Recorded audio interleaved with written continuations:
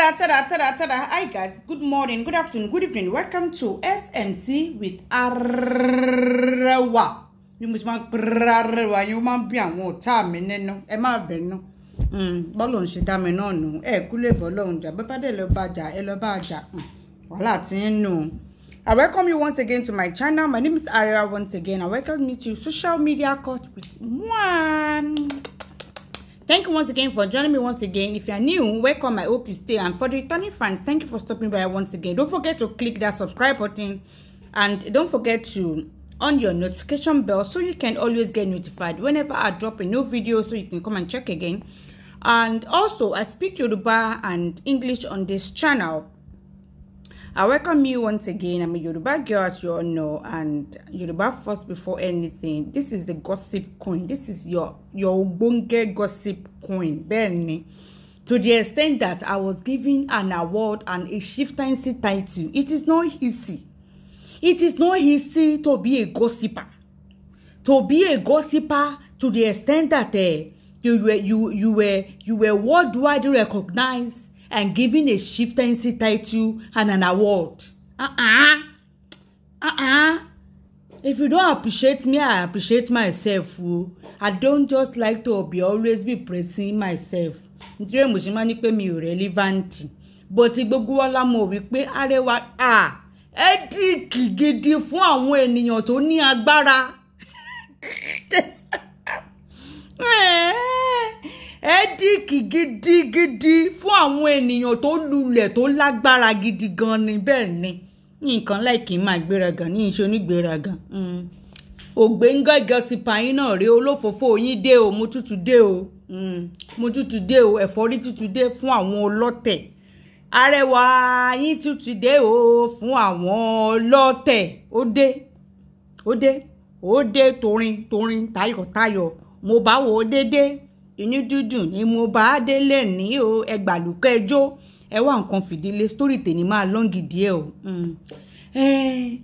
Let me just give you a very intro in the whole story that is going to happen today. This is not our normal intro that we always do, but today is going to be different. Remember the story of Larrit, the shoe village, Lara, and Phereeda, the cream seller, that they were having a burara over a guy called Demola. And the story now turns to be a very long one. It's a very long one. And it turns out that actually this Demola has even known this Phereeda since the days in the UK. You know, those kind of dating off and on and off. I want to explain some things and then I want to play, because Lara keep coming out to do different show, but the second show that she did is the one I'm going to play. The first one didn't go really neori, but the second one was full of a lot of things. And at the end of the day, Abike Jagaban name also came up in this story, where they said Lara said something about her, where she was put on speaker. Abike had it. Abike recorded some conversation, took it to Kabesi, blah blah blah. Abike name came up nínú gbogbo ọ̀rọ̀ yẹn. Orúkọ Abike tún jẹyọ. Mo mọ̀ pé bí mo ṣe dárúkọ Abike nísìnyí, a tún máa sunkún kiri, a tún máa rántí ní ẹlẹ́kùn ìgbèrè. Èmi kò kàn mí.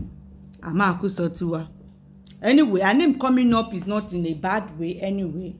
Because even Lara confirmed pé òun ṣe Abike because she gossiped about Abike, which is not a big deal. Gossip about Abike is not a big deal. Ó ní ṣé Kábíyèsí máa fẹ́ rú Abike ni. So èmi náà sọ pé ṣé Kábíyèsí máa fẹ́ rú Abike yẹn ni. Kábíyèsí àrò fẹ́ rú Abike. Tani kò sọ pé Kábíyèsí ò lè fẹ́ rú Abike yẹn. So yín ò ṣe gossip now. Anyway, before I get into the deep story, I welcome you once again. Ẹ bá mi wá nǹkan fìdílé. Get your bottle of water. It's going to be a very long ride. I welcome you once again. My name is Arewa. Your Ogbonge gossiper. Ogbonge that is internationally recognized. Tí mo gba oyè ní o chief ambassador àwọn olófòfò àgbáyé. Emma fi chief siwa. Don't just be calling those people that are always shouting my name. Be putting chief in front of my name. If you don't put chief in front of, I'm going to drag you like I better pass my generator. It is an insult. Don't be insulting me. Put chief in front of my. It's not easy. It's not easy. Ah, I want to mobile need the share gossip. You go want it boye. So why he saying? Momsy, are you the type that doesn't like gbogbo jewelry? Do you like your jewelry pieces unique and classy, outstanding and very good quality? We are your best plug for 18-karat gold-plated Brazilian jewelry sets. Oh yes, we also have outstanding cubic zirconia sets for you, ma. Momsy, serve them rich auntie vibes, Joe. Let's discuss Abike part of the whole Buraha. Let's discuss Abike part of this the whole matter. Let's discuss Abike part of it, then we move on, because Abike part of it is just in a little way, or Abike really important. It wasn't that important in the fight between Phereeda and Lara, or Abike ninu o kere gidi gan. And like I said earlier, the fight between Phereeda and Lara is not even about that Demola. They've been having issues back and forth. Ìjà wọn kò bẹ̀rẹ̀ látorí ọ̀rọ̀ Demola, that is between Lara and Phereeda. Their fight did not even start because of that Demola. Demola is far from what caused problem between these two friends.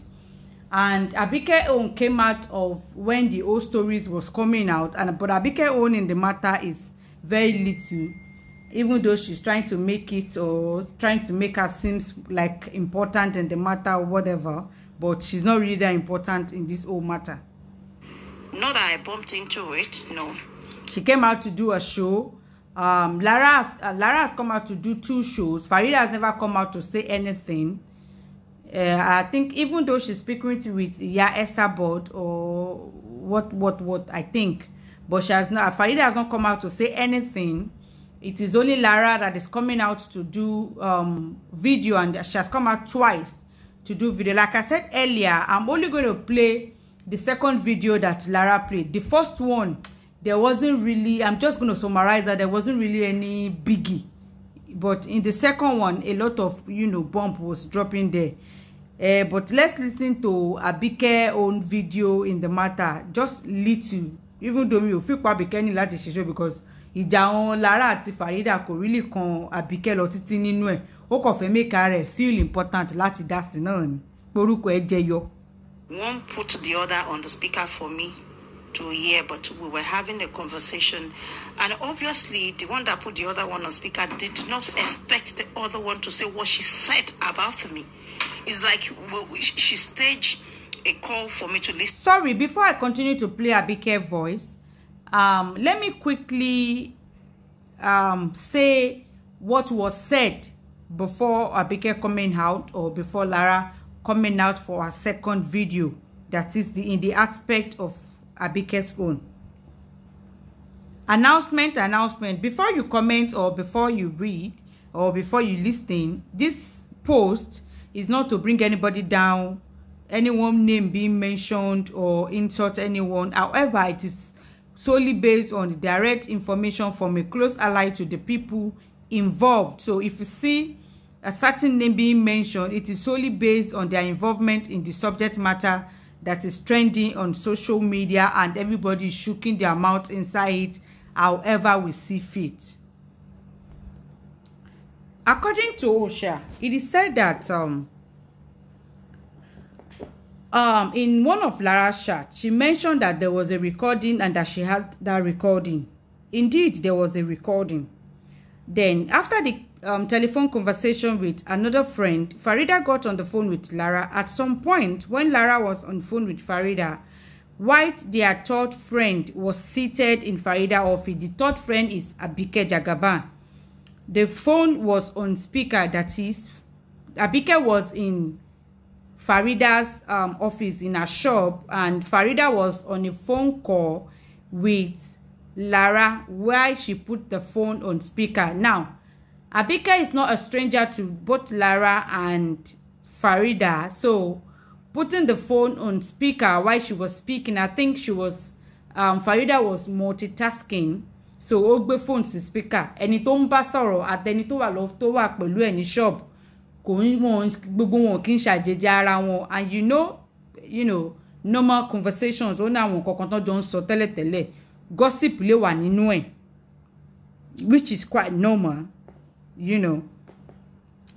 The phone was on speaker. Of course, this third friend is Abike, is not a stranger to either of the two friends that was having a discussion over the phone.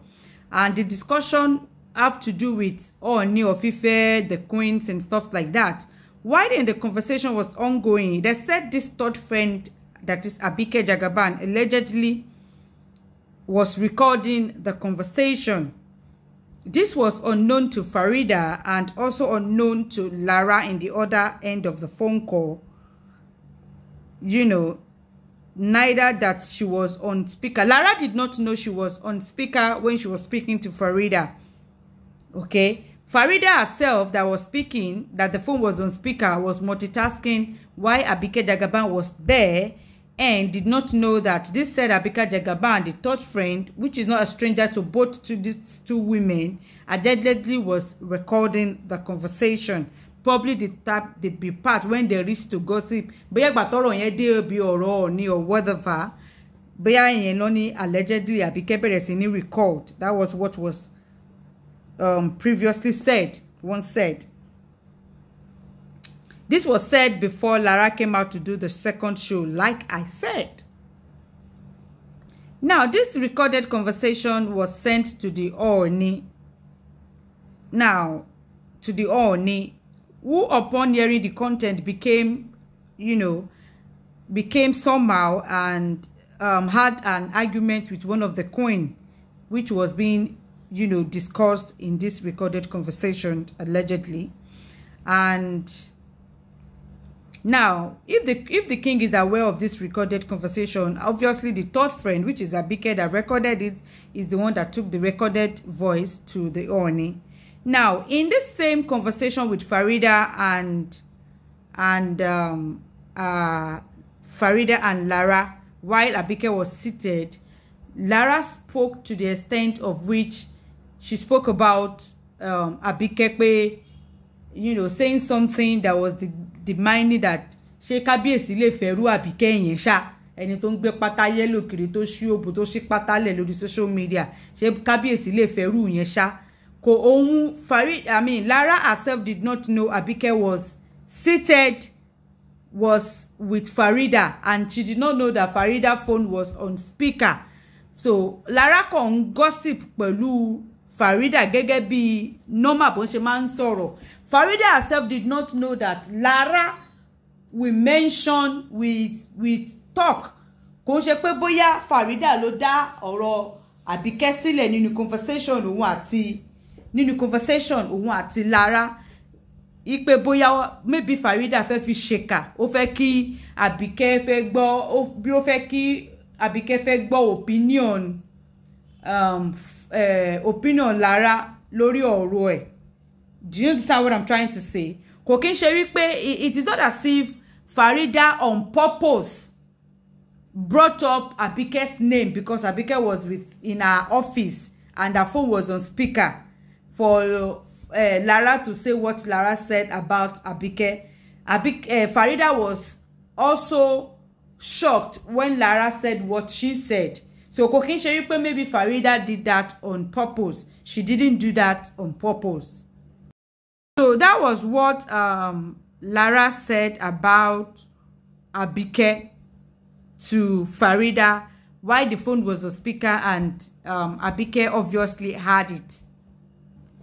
And allegedly in the conversation, I think Lara spoke about one of the Oloris, normal gossip, and they said this third party recorded it and go and play it and go and give it to Kabiyesi I don't know why that third party Abike would do that, probably for Kabiyesi to fight with the Olori. And I don't even know why the third party, Abike, will record it as it was allegedly said. Which to me, if that was true, why would you record it? And why would you go and... If somebody gossip about somebody's wife, you recorded it and go and give it to the husband. Do you want the husband to go and fight the wife? I mean, it's not making any sense. To me, if what was allegedly said was true, that was very, very low of Abike. Now, let's go back to Abike's video before I now play Lara's video, like I said. Gossiping going on, kind of gossiping going on about me. Not that I bumped into it, no. One put the other on the speaker for me to hear, but we were having a conversation, and obviously the one that put the other one on speaker did not expect the other one to say what she said about me. It's like, did you hear what Abike said? Phereeda putting the phone on speaker wasn't as if she on purpose did it for Abike to hear what Lara was going to say about her. Phereeda did not even know Lara would say what she said about Abike. Well, she staged a call for me to listen to a particular conversation, not knowing that she did not stage that call for Abike to listen to a particular conversation between her and Lara. That other person will say this very terrible thing about me, which, you know, to me, I don't think what even Lara said about Abike was a very terrible thing. It's just gossip. I mean, she gossiped that she kábíyèsí lè fẹ́ irú Abike yẹn ni, èyàn tó ṣe pátá yellow lórí social media, you know. I wasn't expecting, because I was kind, I was nice. I have been very nice to both of them. Abike is acting as if she has never gossiped about somebody before, as if she has never gossiped about this Phereeda, be even about Lara herself before. Anyway, all feel important, you know. And then suddenly someone I like just said something, you know. I know she will come out for me and start ranting as normal. Out of the purity of her heart. Because, you know, at times you can't force people for saying negative things about you. So Abike actually acts like a matured person in this old Burarasha. I'm going to give her that. That's how they feel about you. They are free to do so. Even though you might be, you know, a bit disappointed. But then that is life for all of us. Even when if I was Abike and I heard that somebody says that about me, number one, Abike and Lara are not close friends. It's not as if maybe already no. Abike is, I think she's more closer to Phereeda than Lara. So she's not really that close to Lara. She's close to Phereeda than Lara. But I think one of the things that is paining Abike is that both Lara and Phereeda took their business or whatever to Esabod instead of her that is being friend with them. Esabod is not a friend of Phereeda, nor a friend of Phereeda, but she's like, oh, advertise the phone, so one close more Esabod, and Esabod is an enemy of Abike. On that, having a normal conversation, and I heard it, I froze up a bit. It was an open place, not me. I'm going to tell Phereeda something. This is me being truthful. Phereeda, you are friend with Abike, and Abike is friend with Lara, which is fine. But trust me, the fact that you are doing with an enemy of Abike also will gossip about you at your back, because you are friend, or you have dealings with an enemy of ours. So definitely Abike one at the gossip nipa Phereeda at Lara no lẹ́yìn wọn. For the mere fact we pe wọ́n ti ń bá enemy ẹ ṣe. So èmi ò rí big deal tó wà nínú ẹ̀. Wọ́n gossip pé ṣé ọba máa fẹ́ rú ẹni, nǹkan tí Phereeda sọ nìyẹn. Ṣé ó tọ́ sí Phereeda lẹ́nu láti sọ orúkọ bẹ́ẹ̀ yẹn nípa ẹ̀. Àbí kò tọ́ síbù láti sọ. Anybody, I cannot be in front of you and your friend is talking, and I will now take my phone doing this. She was suspecting, so there was nothing like anyone recording anybody, and neither did Phereeda record larrit for me. Never, she didn't record her. They were having a conversation, you know, and not that I met them on a convo. No, she called her right in front of me. There are things I wouldn't want to say per se, because if there's anything I had or It is privacy, like seriously, and we've been having. I don't want to play too much because ẹjọ́ yẹn fẹ́ pọ̀. Ọ̀rọ̀ Lara gangan ni mo fẹ́ play tó fẹ́ long, so mi fẹ́ kí video yìí long jù. Ẹ jẹ́ n summarize nǹkan tí Abike sọ nínú show títí ẹ̀. She said when she heard what Lara said, despite her being nice to Lara, and she was surprised Lara could say such about her, so she decided to give Lara a long year, that is. Kò bá Lara ṣe, she wasn't friendly with Lara and stuff like that. And I think she said a big sister of them that she later told the matter called Lara kiniko. Although Lara will notice Abike Obunwuse because they were not really that close. You know, Lara will notice pé bóyá Abike ń ṣe gbonku sí òun. Lara will notice. You understand? And Phereeda did not tell Lara pé ọjọ́ kìíní àná tó pè mí Abike wà lọ́dọ̀ mi o, phone wà speaker, ó máa gbọ́ nǹkan tó sọ nípa ẹ̀. Phereeda ò sọ fún Lara. Probably in Phereeda mind, Phereeda might be thinking Abike will take kò lè mọ́rọ̀ yẹn dání or kó fi ṣèbínú lọ títí anyway, because ó mọ̀ wípé kò kí n ṣe wípé bóyá Phereeda mọ̀ ṣe and àti wípé ọ̀rọ̀ tí Lara sọ náà lọ́dọ̀ opinion tèmi o, èmi ò rí nǹkan tó lọ títí torí èmi náà ti sọ ọ̀rẹ́ rẹ̀ pé ṣé kábíyèsí máa fẹ́ rú Abike yẹn ni, so mi ò really wait tó jẹ́ big deal níbẹ̀. That is lọ́dọ̀ tèmi, you know me, I'm a gossiper, so téèyàn bá gossip kò ń jẹ́ kankan lójú tèmi torí èmi náà ń ṣèké dáadáa. Téèyàn bá ṣèké mi kò ń move mi láti bí sọ̀hún torí èmi náà ń ṣèké èèyàn. Béèyàn bá gossip mi, it does not move me from here to there because I gossip about people. Imagine somebody gossiping about me and I'm fighting. I mean, ṣé nǹkan ṣe mí ni? Ṣé mi ò ń gossip nípa èèyàn ni? Àbí èèyàn kan sọ̀rọ̀ mi, màá sọ pé mò ń bínú. Ṣé àwọn èèyàn gun ṣé ẹnìkan mi ní kò lórí pé ṣé wọ́n ń sọ̀rọ̀ èèyàn ni? Báwo ló ṣe ní sọ̀rọ̀ ẹ? Ìwọ tó ń sọ̀rọ̀ èèyàn. They will talk about you. Obviously, they will talk about you. You gossip about people, so they will gossip about you.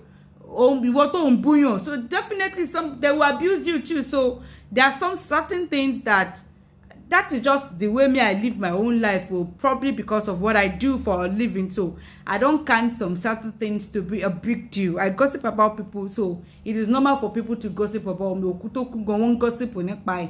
Ká má wá sọ wípé kíni, so èmi ò kí ń rí big deal tó má sọ pé eléyìí ó ṣàmẹ̀bọ ilé àbí ó ṣe ṣàmẹ̀bọ ṣẹ́ni yìí ò ṣàmẹ̀bọ èèyàn ṣàbí kí n máa sọ pé òun ò ṣàmẹ̀bọ èèyàn kan rí ni. So kí ni big deal tí ó wà ní inú ẹ̀? So ìyẹn lọ́dọ̀ ti tèmi o, opinion mi leléyìí o.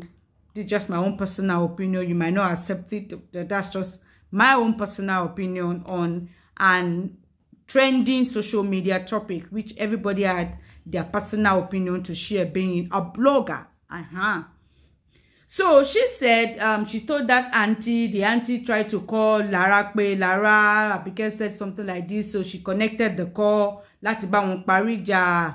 Lara náà Abike sọ nǹkan tí Lara ṣe pé mo gbọ́ pé ó sọ báyìí kíníkan ta ló sọ fún ẹ kíníkan èèyàn báyìí kò jẹ́ pé fóònù yẹn wà ní speaker níjọ́ yẹn kíníkan.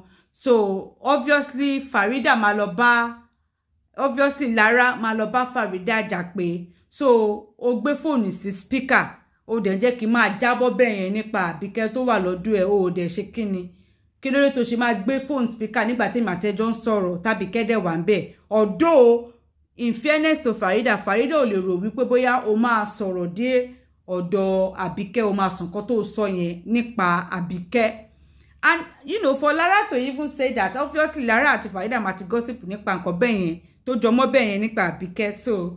So also that is part of ìjà tó wà láàrin Phereeda and larrit. When Lara hear that, Lara apologized to Abike, má bínú lórí nǹkan tí mo sọ. Ó bẹ̀ wọ́n dẹ̀ ṣe kíni ẹni yẹn third party yẹn bá wọn parí ẹ̀. Lara apologized to Abike that what she did was wrong, to have said what she said about her, and she's sorry. She apologized, and Abike said she collected the apology, and that was it. So she tried to want to reconcile and obviously all this time Phereeda and Lara has been having issue. You know, what I just said now is also going to be an issue Because if I or Lara too, I will go to Phereeda, that is a close friend. Obviously, we are bestie. This third party, yeah, is the friend of ours, but is not bestie with us. So, nígbà tó mọ̀ pé ó wà ní ọ́fíìsì kò yẹ kí o tiẹ̀ pè mí kó gbé phone sí speaker in the first place.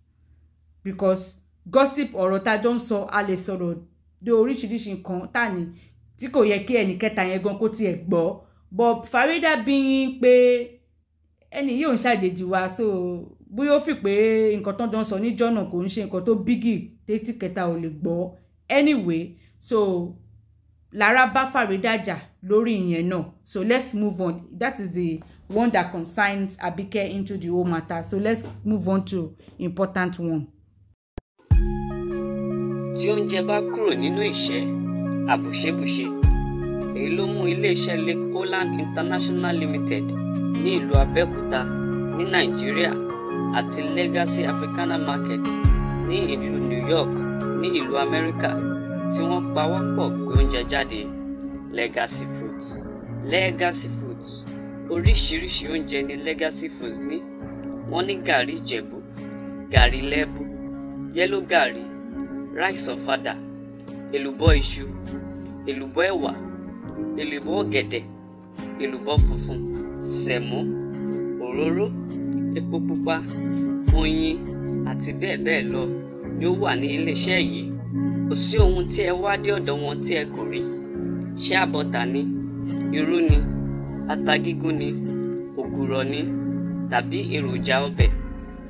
Ẹ kàn sí wọn lónìí lórí ẹ̀rọ ìbánisọ̀rọ̀ ti Nàìjíríà 090-202-25804 tàbí ti Amẹ́ríkà Legacy Africana Market lórí ẹ̀rọ ìbánisọ̀rọ̀ +19293-535-385.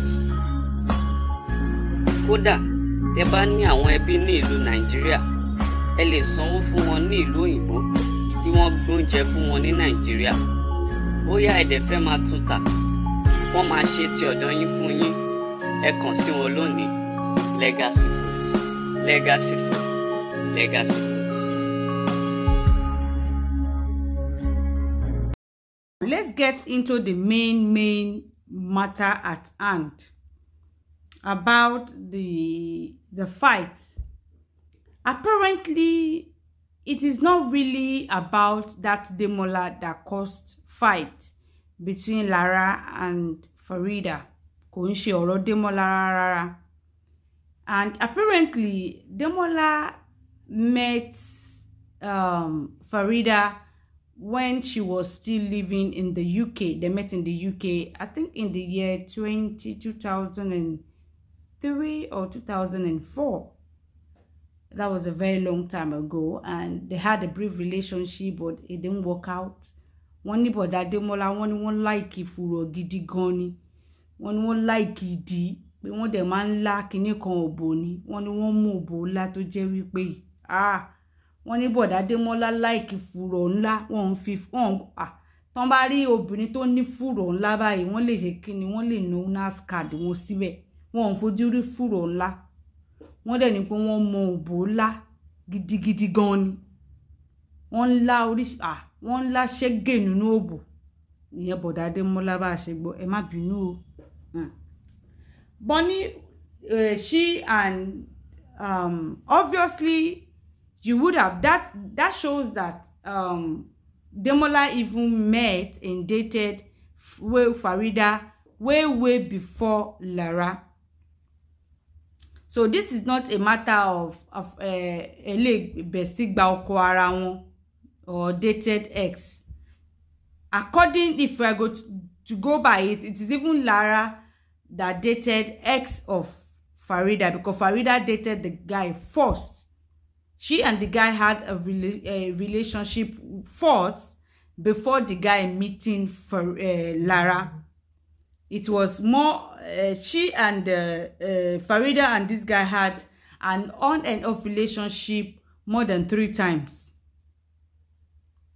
Tomato to miss around for probably 3-4 years. Want to party, want to date, be a year or whatever.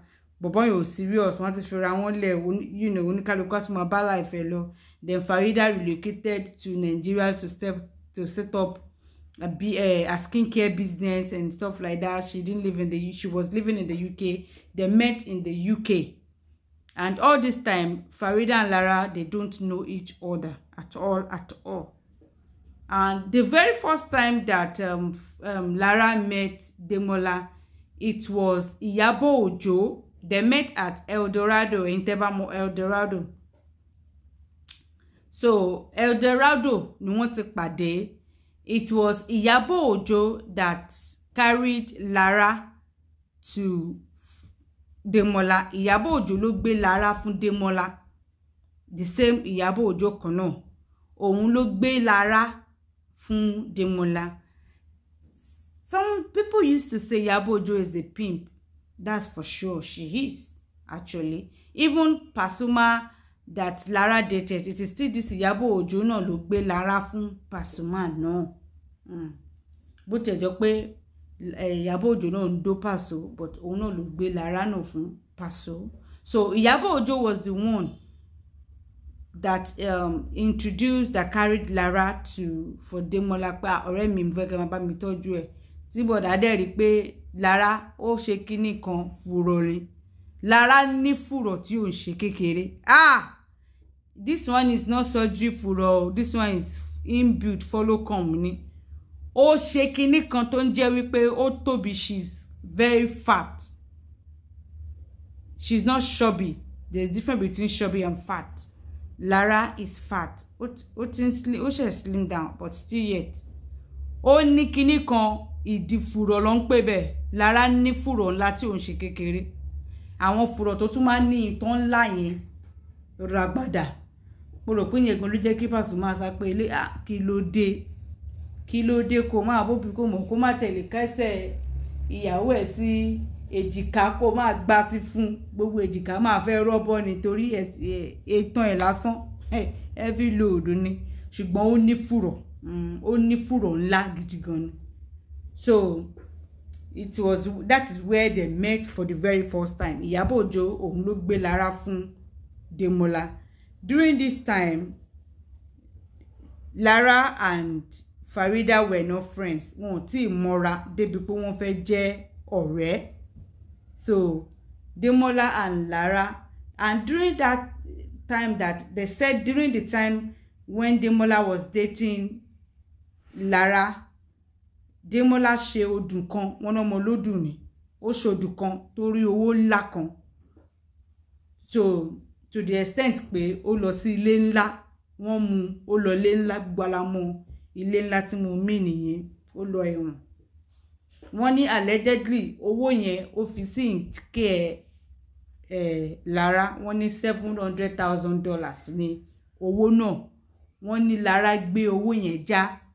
Wọ́n ní òun gan ló fi bẹ̀rẹ̀ business bàtà tí ó ń tà. Bá a ṣe rí gbọ́ nìyẹn o. Wọ́n ní láti ẹnu Demola. Now let's listen to the second show that Lara did. Orúkọ tẹ́ fẹ́ bàjẹ́ ti bàjẹ́ ṣùgbọ́n ẹ lè bà tèmi jẹ́ torí pé kíni ẹni tẹ́ ẹ dá ẹ lè mú. Mo choose láti dákẹ́ kí n má sọ̀rọ̀ kí kíní má wà messy. Ó parọ́ mọ́ mi ó ṣe gbogbo ẹ̀ mo dákẹ́ ń toast live. Ó lọ sọ báwọn blogger pé ìwọ ló ń tọ́jú àwọn ọmọ, ìwọ ló ń tọ́jú ọmọ fún mi láti kékeré. Apparently there is a child of Lara, not a biological child. She had no biological child of herself. Also, Phereeda does not have a biological child of herself, although she adopted 2 children. So they are children technically. Lara ò tí bímọ. Ọmọ àbúrò Lara, one of Lara's younger sister child, is actually living with Phereeda. So that is what she's talking about over there. But let me start the video from the beginning. Kobali. Messi. Tẹ́ fẹ́ bàjẹ́ ti bàjẹ́ ṣùgbọ́n ẹ lè bà tèmi jẹ́ torí pé kíni ẹni tẹ́ ẹ dá ẹ lè mú. Mo choose láti dákẹ́ kí n má sọ̀rọ̀ kí kíní má wà messy. Ó parọ́ mọ́ mi ó ṣe gbogbo ẹ̀ mo dákẹ́ ń toast live. Ó lọ sọ báwọn blogger pé ìwọ ló ń tọ́jú àwọn ọmọ, ìwọ ló ń tọ́jú ọmọ fún mi láti kékeré. Ó ní ṣí oríire Phereeda. Mo ń dákẹ́ dákẹ́ kí n má bínú ọ̀dẹ̀ mọ̀ mí. Mo dákẹ́. Kẹ́kí kí ni máa wà mẹ́sì. It is unfortunate that these two successful business ladies could be coming on social media to ridicule themselves like this over one ni wọ́n pé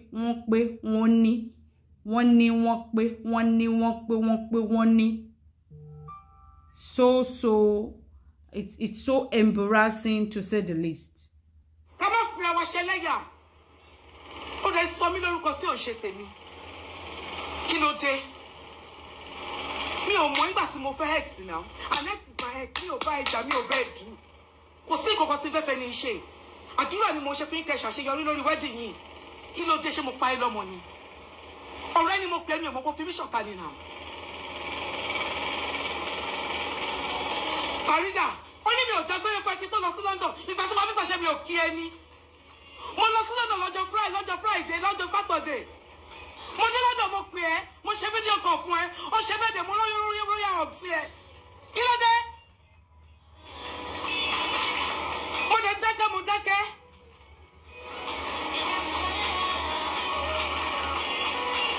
Mo lórí àti kọ́ lọ bá mi ṣe surprise for birthday fún ẹ. Mo tún dé Nàìjíríà, ọmọ kan jí fóònù ẹ. Mo lọ jẹ́rìí fún ẹ lọ́dọ̀ bestie. Ṣé mo mọ̀ bọ́n bá mi jà ni mo ṣe gbogbo yẹn ni? Mi ò mọ̀ bọ́n bá mi jà náà. Mi ò mọ̀ bọ́n fi mí sínú.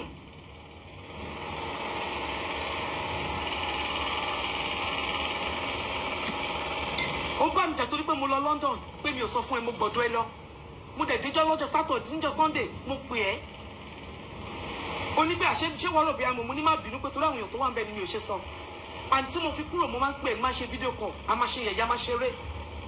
Mi mọ̀ pé yẹn ṣe ẹ̀, mi mọ̀ pé yẹn bí ẹnu.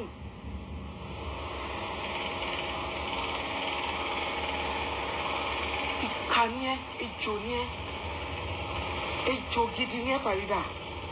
Ìwọ lè má jáde báyìí kó má wá sóòótọ́ rẹ̀. Bọ́ irọ́ tó ń pamọ́ mi káàkiri lọ́dọ̀ àwọn blogger yẹn. Ọlọ́run ẹlẹ́dàá gbogbo nǹkan tó ń jẹ́gun Kùránì ó máa da fẹ́mi àti ẹ. Àdàbí tó bá jẹ́ pé bẹ́ẹ̀ ló ṣe rí bó ṣe sọ fún wọn. Ẹ̀tọ́ wípé ni mo jí owó ta ni mo jí. Ẹni tó bá ní mo jí owó òun kó gbé àkáǹtì tó fi sanwó yẹn kó gbé jáde síta. Ẹ ti tì mí, mo dẹ̀ ti rẹ́dí fún nǹkan tó bá fẹ́ ṣe. Mo ní sùúrù ìtọ́. Mo jáde lánàá mo wá bẹ̀ yín pé kẹ́ fi mí sílẹ̀. Mo ṣàlàyé ọ̀rọ̀. Èmi àti lájọ́ ṣèké náà. Èmi ni mo sọ pé ṣé lágbèjà máa fẹ́ kí lórúkọ ẹ̀ ní ṣé ó máa fábìkẹ́ ni kò lè fábìkẹ́ náà kíníkan ó gbé mi sí túkà fábìkẹ́ kábìkẹ́ máa gbọ́ ni náà. O máa lọ gbẹ́jọ́ fáwọn blogger òun sọ pé Abike ló ń rojọ́. Phereeda ó dẹ̀ bẹ̀rù Ọlọ́run ó dẹ̀ bẹ̀rù àti sun ẹ. Ṣé wọ́n tó tiẹ̀ lè parọ́ fún àfáà tó fẹ́ nípa àfáà lóògùn fún ẹni ó bẹ̀rù Ọlọ́run. Fẹ́ni tó fẹ́ láyà tàlàfíà. Ọlọ́run bá kọ̀ wá àtàfà pàgbà pẹ́pẹ́tẹ́ bára yín dalẹ̀ Ọlọ́run kọ́ yín púpọ̀ nìyẹn ó ní láti máa dìflẹ̀ kárátà àwọn èèyàn. Phereeda ṣé ọmọ kẹ́ bó ṣe sọ náà lẹ́ pé ìyá Bísọ́lá ló ṣe ẹ́ lọ́ṣọ̀gùn sí ẹ. Kí ló tó jẹ́ ìjà padà ní jẹ́ ṣé ọmọ pé nǹkan tó sọ mi tí mo fi gbà parí pé láyé máa parí ìjà wà àti ìyá Bísọ́lá yìí. Ìkà ni ẹ́ mi ò ní kó káwọn blogger máa bù mí o mi ò jalè ẹni tó bá ní mo gbówó mi ẹgbẹ́ rù mí lọ kọ́ọ̀tù adájọ́ bá wa dá provide court case yẹn provide gbogbo owó tí n bá gbà bí mo ṣe gbà bó ṣe transfer sínú àkáǹtì mi Kúdí nǹkan tó sọ yẹn lórí live chat yẹn kò jẹ́ bẹ́ẹ̀ rárá it's not like that. O lè mọ Démọ́lá bí mo ṣe ń sọ yìí bí mo yẹ sọ yìí mi ò bá Démọ́lá ní ìjà mi ò lè gbé owó Démọ́lá. Ṣo fẹ́ sọ pé òun àwọn èèyàn tí Démọ́lá fẹ́ yìí tí Démọ́lá bá wá bá ẹ kó ṣe big deal tí ò bá ń ṣe gbogbo ẹjọ́ wẹ́wẹ́ orí burúkú tó ń rò yìí mo fi Káàbà tí mo fojú kan tá à ní issue wà láì máa wá wedding yín kí ló wà ń bẹ̀ bẹ́ẹ̀ ni kò fẹ́ nìkan nìkan fẹ́ nìkan náà happiness oníkálukú ló má sànà kò dẹ̀ fadé mi lórí kò fi mí sílẹ̀ kí ló dé o wá ń tutù kútu káàkiri òun rojọ́ òun ṣe bí o yẹ gbẹ́nu bí 50 o dẹ̀ ṣe eléyìí o tún ṣe o pa àwọn tá. Phereeda is older than she's older than Lara, and I think because she's 50 years, I think Abike is 47 or 48 because I know she's not 50 years, so Obviously, she's older than that one too as well. Fún mi lẹ́yìn kò ní dá fún ẹ Farida. Mo sá fún ẹ tó. Mo sá fún ẹ tó. Ìkànnì ẹ bẹ́ẹ̀ náà lọ rojọ́ mi káàkiri. Onígbà ọkọ̀ àbúrò mi ló ra Rolex fún mi. Pé láti pọ̀ lọ́ra pọ́kọ̀ pẹ̀lú Rolex fún mi. Kẹ́jọ pé láyé pọ̀kọ̀ kẹwà sọ́lé sí mi náà. Onígbà mi pọ̀kọ̀ àbúrò mi sùn. Ó ń sọ gbogbo ẹ̀ mú dákẹ́ mò ń wò. Ó ní ṣí oríire. Ẹni blogger bá mi ẹgbẹ́. Àwọn ò tẹ́tí gbọ́ gbogbo yẹn pé wọ́n ní Lara tún dó ọkọ àbúrò ẹ̀. All these things that Lara is saying, no bloggers said anything about it on social media since their fight started. So obviously it is all this one way that they've been, fighting underground in their friendship is what Lara is bringing to the surface and telling the whole wide world. That is why I said I don't understand how these two successful women that are close friends will stoop themselves so low to start constituting nuisance on social media over one ní wọ́n pé. Gbogbo ọ̀rọ̀ tẹ́ ń sọ yìí kò ń sọ̀rọ̀ tó ní mínì létí tí tèmi tó yẹ kó fàjà tó jẹ́ pé ẹ lè parí ẹ̀ gẹ́gẹ́ bí ọ̀rẹ́. Ṣé need láti gbé wá sórí social media ni? Gbogbo àwọn ọ̀rọ̀ yóò need láti dórí social media considering status yín. Nǹkan tí èèyàn bá ti jù lọ èèyàn ti jù lọ. Nǹkan tí èèyàn bá ti jù lọ èèyàn ti jù lọ. I believe both Lara and Phereeda are way above all these chit chats that has no meaning on social media. Ìjọba bàjẹ́ ti bàjẹ́ already. Kọ́níkàlùkù máa ṣàtìtì ẹ̀. Kí ló dé gan-an? Èyàn ó ní gbogbo àgbàlagbà àgbáyé náà ti pè mí lẹ́nu kí n dákẹ́. Mo lè dákẹ́. Ó tún wá mú ti ọmọ tó wà lọ́dọ̀ mi. Ṣé wọ́n pàdé rojọ́ fún gist lover? Wípé mo ní ẹ̀bẹ̀ mi ò bá jà. Ìgbà tí mo ní mi ò bá ẹ jà. Ṣé pé ọmọ mi wà lọ́dọ̀ ẹ̀? Why ta máa jà àti the family? Ìwọ náà dẹ̀ sọ sínú bẹ̀. Ó ní wípé she cannot take the child. Ọmọ ẹ̀ tó ń sọ tó wà níbẹ̀ kò kí ń ṣọmọ bíbí inú Lara o. Lara ò tí ì bímọ fún gbogbo ẹni tẹ́ bá fẹ́ o. O kò ì bímọ rí o. She's almost 50 o, kò ì bímọ rí o. So ọmọ àbúrò ẹ̀ òun ló ń sọ tó ń gbé nílé Phereeda o. Phereeda náà gẹ́gẹ́ bá a ṣe gbọ́ wọn lòun náà ò bímọ ọmọ méjì tá ń kó ke gbọ́ láwọn àti kí lórúkọ the other ọmọ yẹn. She adopted those two children as I was told gẹ́gẹ́ bí a ṣe rí òfófó yẹn gbọ́. You don't believe. I have all the chat. Money chat to send the to Bamo. Only you cannot take the kini kan. Kini. Lara chat to suppose send this lover. This lover post there. Funny enough, this lover did not even post about their burara. He first said about it that they should reconcile unless it's going to dip mouth, but he deleted it later. I think when both of you contacted that Emma Pare and he deleted that post. So all the chats that you chatted with Gist Lover and the one that Phereeda chatted with Gist Lover as well, none of it was posted until you that are telling us now.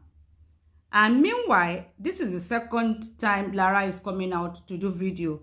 Phereeda has not come out to do any video whatsoever. Though I saw an update of her that she updated on her status, why she said she said, Lara, I'm going to be taking my children to school and I'm also going to be going to work when it's, I think 9 o'clock or 10 o'clock. Tell Ashabi, Iya, so to come and pick that child at a place. That is, so fún àbúrò ẹ̀ kó wá gbé ọmọ ẹ̀ ní ilé òun. Mo feel, and Phereeda, I don't think you need that. Mi ò feel pé o need láti dá ọmọ yẹn padà. I don't think you need that, honestly. It is so unfortunate ní pé ààrẹ ní bá wọn parí gbogbo ọ̀rọ̀ yìí kò tiẹ̀ yẹ kó dé social media rárá. Wọ́n ti ń ní burara tẹ́lẹ̀tẹ́lẹ̀ ìkùnsínú tí wà láàrin àwọn méjèèjì tẹ́lẹ̀ kó tó di ọ̀rọ̀ Démọ́lá kò ṣe Démọ́lá. Kó tó di ọ̀rọ̀ Démọ́lá kò ṣe ọ̀rọ̀ Démọ́lá kọ́. Ó wá make it nǹkan tó ń I understand Lara aspect. Nǹkan tó ń dùn Lara aspect is Lara is odd that Phereeda is making it look as if she's fighting her because of a man. And meanwhile, Lara is not fighting Phereeda, or they are not having a misunderstanding because of a man. They have misunderstanding based on some other things that has nothing to do with the man. But to the public, it is looking as if Lara is having misunderstanding with Phereeda over a man. In konton dun Lara ni. We understand feelings, Lara.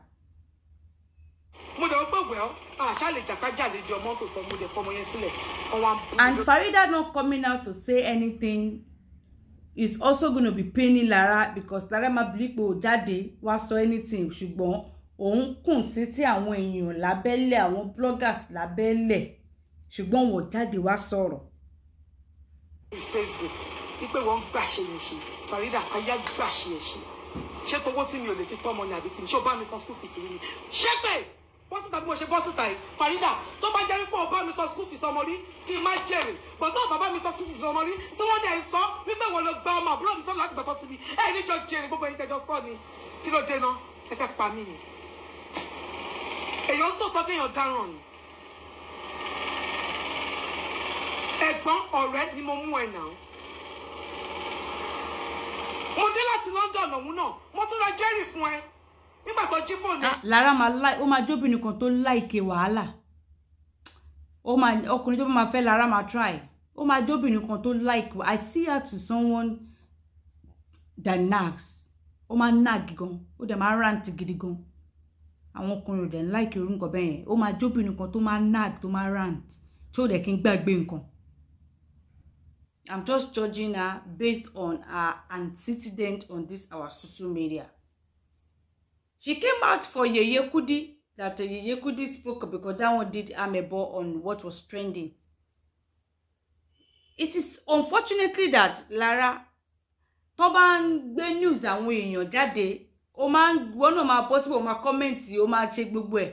But tó bá tí wọ́n bá ní scandal, tó bá gbé scandal tẹ̀ jáde, tí blogger bá gbẹnu sí wa bẹ̀rẹ̀ sí ní máa bú gbogbo blogger kiri, bó ṣe sọ yẹn ẹgbẹ́ kan ní kíní kan. But tí wọ́n bá gbé ọjọ́ kìíní àná títí Masha àti Manuela, ìwọ wà lára àwọn tó bẹ̀rẹ̀ sí ní ṣèdí títí tó update fún lọ́jọ́ kìíní àná lórí ti Mercy, ìwọ náà pẹ̀lú to the extent pé ó jùgò lórí Mercy. But tó bá di scandal títí ẹ wà bẹ̀rẹ̀ sí ní attack blogger tó bá gbọ́rọ̀ náà, ṣó yẹ kó rí bẹ́ẹ̀. ṣé mo dájọ́ ní padà kúbí sí ni torí pé o ní lára mi, torí pé o wò pé báwo ni mo ṣe jẹ́, màá máa bà cream ẹ jẹ́, màá dẹ̀ tún mú owó mi màá fi ra gold worth of million naira fún ẹ. Bẹ̀rù Ọlọ́run.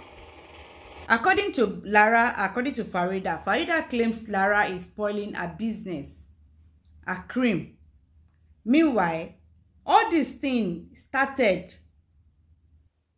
people are asking pé Arewa báwo ni gbogbo ọ̀rọ̀ yìí ṣe, báwo làwọn èèyàn ṣe mọ̀ kọ́ méjèèjì gan jànà, nǹkan tó bẹ̀rẹ̀ ọ̀rọ̀ lélẹ̀.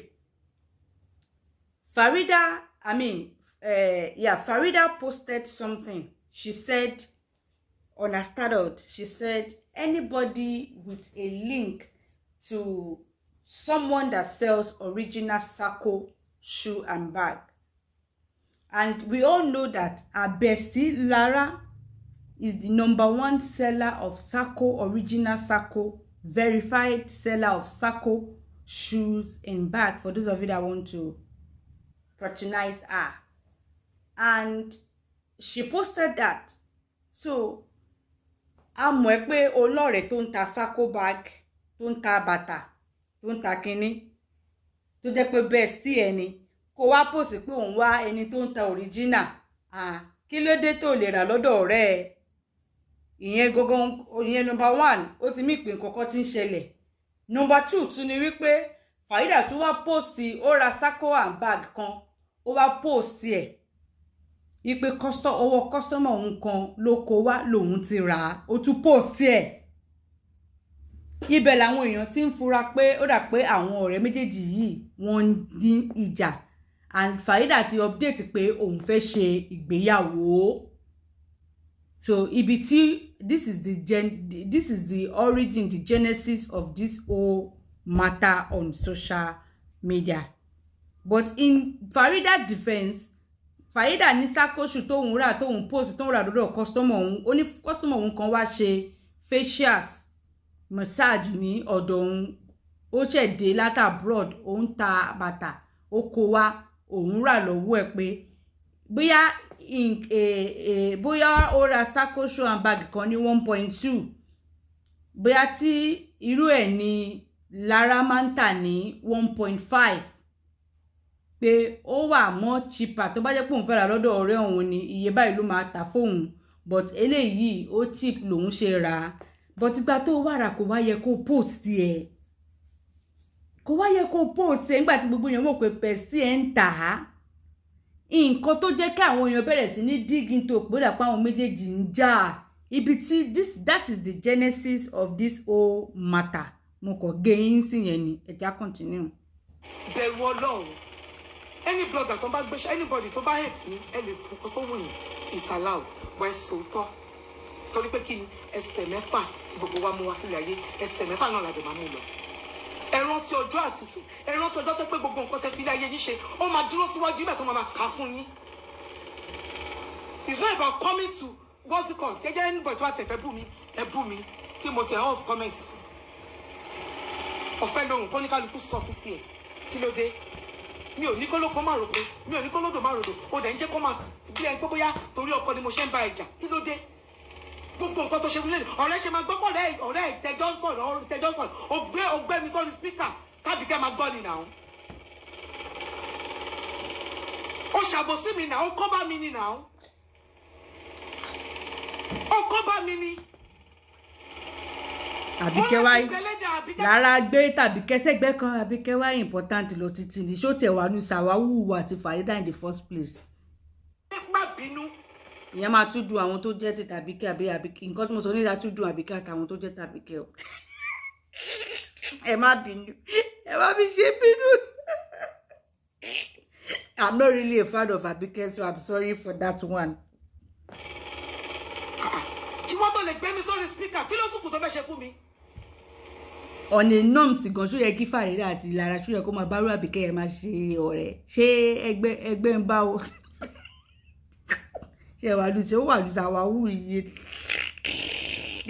ẹ má pè é lọ ẹ má bínú o Abike má bínú o ńlẹ́ o. gbogbo nǹkan tó sọ tí mo gbọ́ torí mo kà kún wọ́n ní wọ́n pé. exactly nǹkan tó fàdà gangan ni ọ̀rọ̀ tí ò ní mínì. ṣó yẹ kí bẹ́ẹ̀ sí gan máa jà lórí wọ́n ní ọ̀rọ̀ tí ò ní mínì. gbogbo nǹkan tó sọ mo dákẹ́. ọlọ́run mi ò ní bẹ́ẹ̀ sí mi bẹ́ẹ̀ sí ara mi. má jẹ́ kó ọ̀rọ̀ ìbọn síta kí n ṣáà máa wò gbogbo ẹjọ́ tó pamọ́ mi torí kò fẹ́ bá láti ṣe ọ̀rẹ́ ẹ tó já búrò fún mi. mo ṣe máa ní kó má ṣe bí sàm ṣe bẹ́ẹ̀ mi lè ní pé Phereeda báyìí kúrò lélẹ̀ náà ṣe bẹ́ẹ̀ mi lè ní ẹ̀kọ́ rẹ̀ jẹ́ ní ìdájí lóru tí mo ní Phereeda jẹ́ kájọ máa ṣe visa yìí lóhun jẹ́ kájọ máa travel ìwọ náà ṣe visa títí ẹ̀. ẹni tó ti mo gbọ́dọ̀ fún mi ní contact ẹ̀ àwọn náà ní pé kí n máa gbé ká má lò mọ́ pé kò dáa. mo dẹ̀ sọ pé mo lẹ́yìn sọ pé wọ́n ní contact wọn ò dáa o. This is very very very childish talk. tí láti bá ti ẹ̀rọ ọjọ́ mi fún ẹ ẹ̀tọ́ ẹ pè mí náà Phereeda.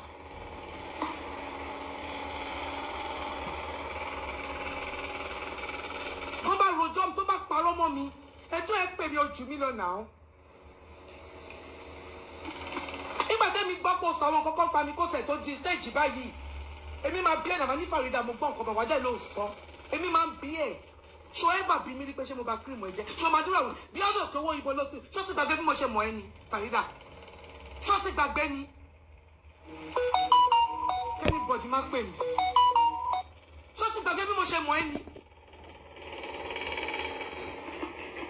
Phereeda nígbà tó ń kó cream kékèké jọ moisturizer ẹ tó lọ tà á lọ́dọ̀ Ìyábọ̀ Òjó tí Ìyábọ̀ Òjó fún ẹ ní check nǹkan tó bẹ̀ tà Phereeda ojú íńtánẹ́ẹ̀tì ni mo ti ń sọ yìí èmi gba gbogbo ẹ̀ lọ́wọ́ ẹ̀nà pé má wọlé màá bẹ̀ tàjẹ́ nǹkan bẹ́ẹ̀ kó sí ṣọ́ọ̀bù mo gbé bísínẹ̀sì ẹ̀ sórí nìyà bí ẹjọ́ òkòwò ọ̀dọ̀ mi ló ti mọ̀ náà èmi mo máa ń polówó kàkígbà ẹ bá mi ra ọ moisturizer ẹ̀dá ọ kígbà kọjá èmi yẹn ni wọ́n lanu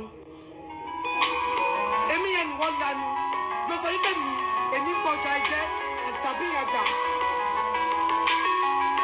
ó ti jẹ́ kí ṣe kó tí mo fẹ́ ṣe.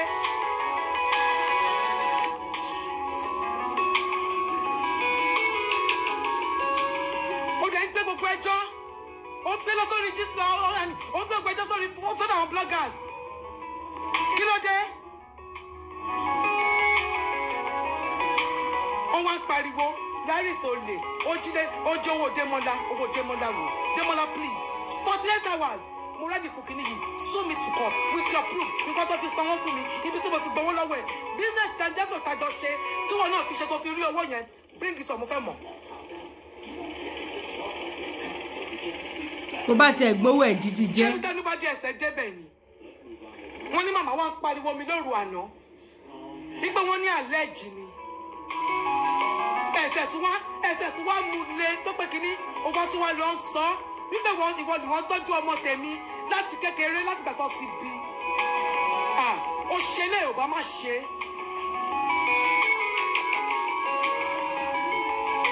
ó ṣe eléyìí ò bá má ṣe.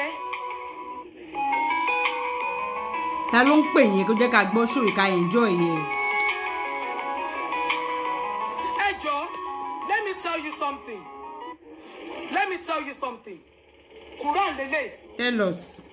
tó bá jẹ́ pé Christian ni ẹ́ tó bá jẹ́ pé Muslim ni ẹ́ wọ́n máa ka kan fún wa ṣó ti yé yín lọ́jọ́ ìkẹyìn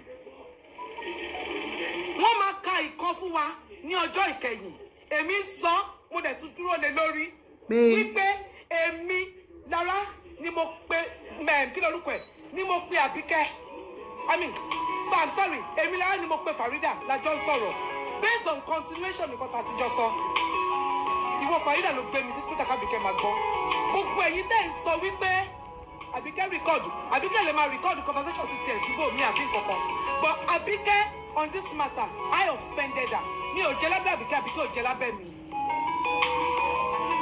mi ò jẹ́ lábẹ́ Abike Abike ò jẹ́ lábẹ́ mi Abike ò lè pàṣẹ fún mi pé kí wọ́n sọ social media kí wọ́n máa constitute nuisance it's not possible but this is nothing but the fact tó tọrọ bá wà mẹ́ka sọ mi ò bẹ̀rù ẹnì kankan. Okay. mi ò bẹ̀rù anybody gbogbo ẹjọ́ mi tó tún rò fún oníkálukú sọ náà kí ló dé ẹ ṣe máa ní mò ń jà torí ọkùnrin èmi àti ẹ ti ní issues láti December.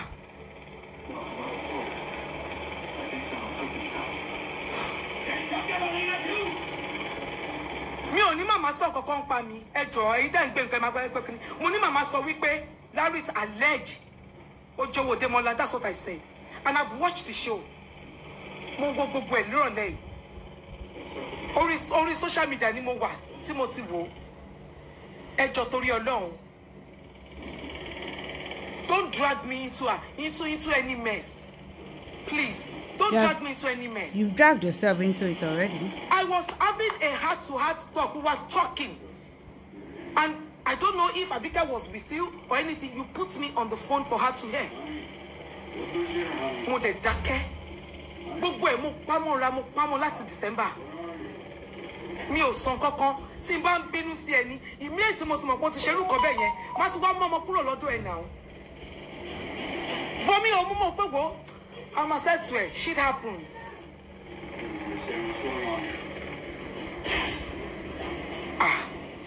How can shit happens? But me ò rò, mo kọ pé wo, no wàhálà. Wá gbé gbogbo ẹjọ́ mi. Ó gbé gbogbo ẹjọ́ mi. Àti tí mo ṣe, àti tí mi ò ṣe. Ó gbé lọ. Nǹkan máa bú mi. Ilé mi ṣògùn.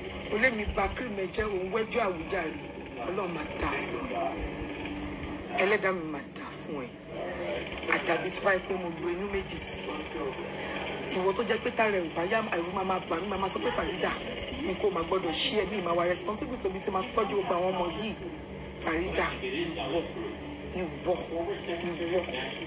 kò tiẹ̀ gbọ́ lẹ́nu jẹ́ pé à á sọ̀rọ̀ lóru à á sọ̀rọ̀ lálẹ́ à á sọ̀rọ̀ ní pé kínní àṣerọ́ ni gbogbo ẹ̀ ìwọ tí mo rò pé bóyá ń jọ fi tiẹ̀ a máa fly lọ Dubai ni àṣẹ mi ni mò ń tanra mi bínú tèmi ṣe rí lèmi ṣe máa ń sọ̀rọ̀ mi ò mọ̀ pé mo ṣe torí gbogbo tí wọ́n bá ṣẹ̀ mí èèyàn ṣẹ̀ mí láyé pé kíní torí tí má ti sọ tèmi mo tún lè bẹ ní ẹ̀gbọ́n padà mi ò mọ̀ wípé mo tẹ́ ní tìkà pẹ̀lú ẹ̀ ni ṣé gbogbo stunts tó ti prove mo wò pé mo dákẹ́ mi ò mọ̀ pé o lè go to this extent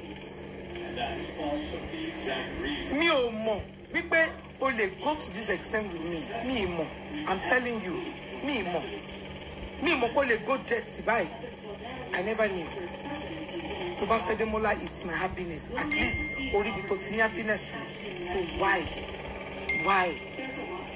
are you tarnishing my name with lies because of what ìpa ẹ lọ́kùn náà ìwọ náà kọ́kọ́ wo ẹjọ́ tó lò fún Gistlover o travel ní December ẹlẹ́sẹ̀ òsì ló wọ relationship yìí. anybody bá ti ẹ̀rù ìjọ fún ẹ ṣó gbé fóònù pè mí rí èmi máa ń bí ẹ̀ náà àìmọye nǹkan tó máa fẹ́ kọ sórí social media tí máa gbà sórí pé láíláí Phereeda àìmọye àwọn èèyàn tó máa fẹ́ bájà tí máa gbà sórí